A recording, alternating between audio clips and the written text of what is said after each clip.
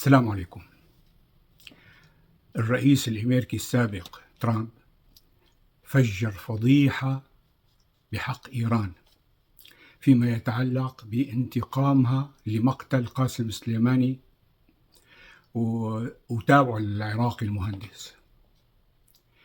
الحقيقة أنه إيران بعد مقتل سليماني كانت في موقف حرج جدا، فبدها تنتقم، فأطلقت على قاعدة عين الأسد الأمريكية 18 صاروخ استهدفت. كان في إعلاميين عم يغطوا الحدث إطلاق الصواريخ، وإعلامي وكان بإيده ميكروفون وعم يتصور وعم يقول وقت إطلاق الصواريخ يا حسين. بعد إطلاق الصواريخ والخبر اللي انذاع والحديث عن مقتل أمريكان وأضرار كبيرة بقاعدة عين الأسد،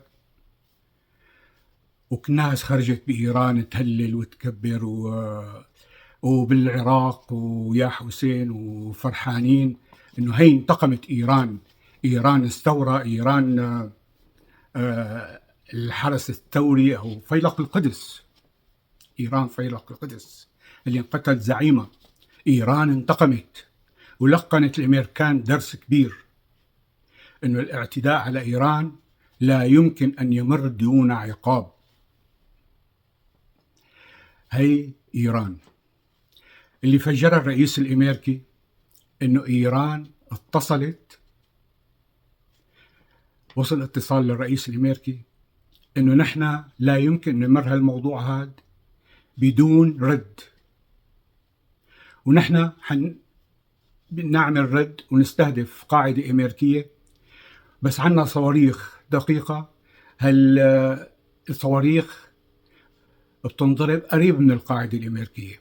الأمريكان وافقوا، أوكي خليهم يفشوا خلقهم ويقولوا نحن انتقمنا. وهذا اللي حصل. أطلقت إيران 18 صاروخ، 5 منها تفجروا بالجو والباقي بعيد عن القاعدة. هالعملية هي فجرها الرئيس الأمريكي مثل ما قلنا.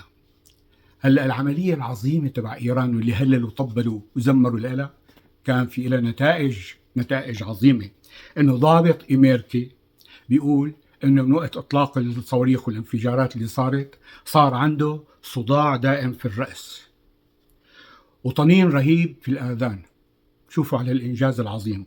يعني ممكن نتصور إنه أوجاع الرأس انتقاما لقاسم سليماني، وطنين رهيب في الأذان انتقاما لتابعه المهندس. هي الفضيحة اللي فجرها الرئيس الأمريكي. أنا هون بحب بقول يا ترى في فضيحة تانية؟ يعني اتفقوا على الانتقام، يا ترى اتفقوا شيء على الضربة؟ ممكن يفجر فضيحة تانية؟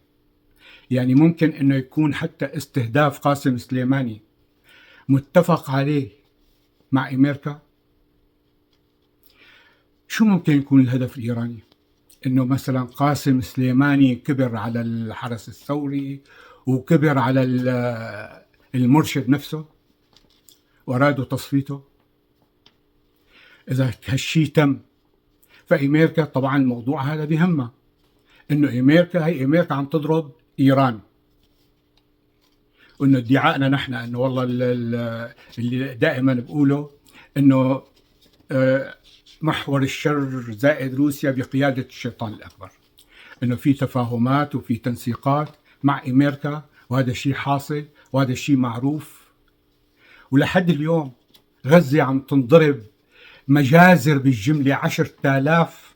10,000 يمكن هدول من امبارح أو أول امبارح قتلوا في غزة، ومحور الشر ما عم يعمل أي رد، والشيطان الأكبر عم يدعم إسرائيل لأقصى حدود، والتفاهمات والتفاوض جاري على قدم وساق، وإعلان إيران المتذبذب بين إنه نحن ما حنقوم بأي إجراء. هي عملية قامت فيها المقاومة الفلسطينية بشكل منفرد ونحن ما بنعرف شيء عنها، وبين إنه ممكن بأي لحظة يطفح الكيل. هي كلها حتى الإعلاميا يبدو أنه فيها تفاهمات، مثل التفاهمات على الانتقام الإيراني بضرب عين الأسد. وفعلا لو هن ضربوا عين الأسد لشفنا بشار الأسد صار أعور. هذا كل شيء حابب أحكيه اليوم، والسلام عليكم.